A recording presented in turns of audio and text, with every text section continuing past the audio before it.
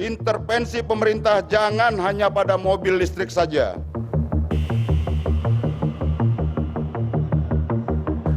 Pemerintah diharapkan fokus membangun pemerataan ekonomi dibanding menggelontorkan subsidi untuk kepentingan kendaraan listrik.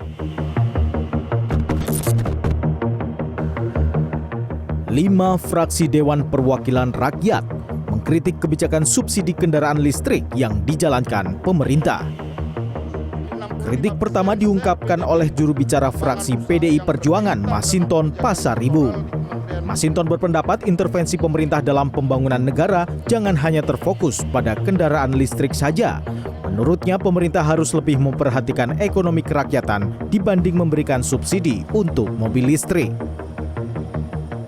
65% share PDB, lapangan usaha yang berkaitan dengan kebijakan sektoral di kementerian lembaga seperti pertanian, perikanan, pertambangan, industri, konstruksi, perdagangan, transportasi, dan lain sebagainya.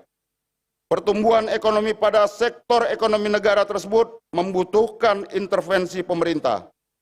Intervensi pemerintah jangan hanya pada mobil listrik saja, akan tetapi juga pada sektor-sektor kerakyatan. Kemudian fraksi Partai Nasdem juga tak luput dalam mengkritik kebijakan subsidi kendaraan listrik. Juru bicara fraksi Partai Nasdem Fauzi Amro mendesak pemerintah untuk menggelontorkan anggaran di sektor-sektor pangan dan pertanian hingga perikanan.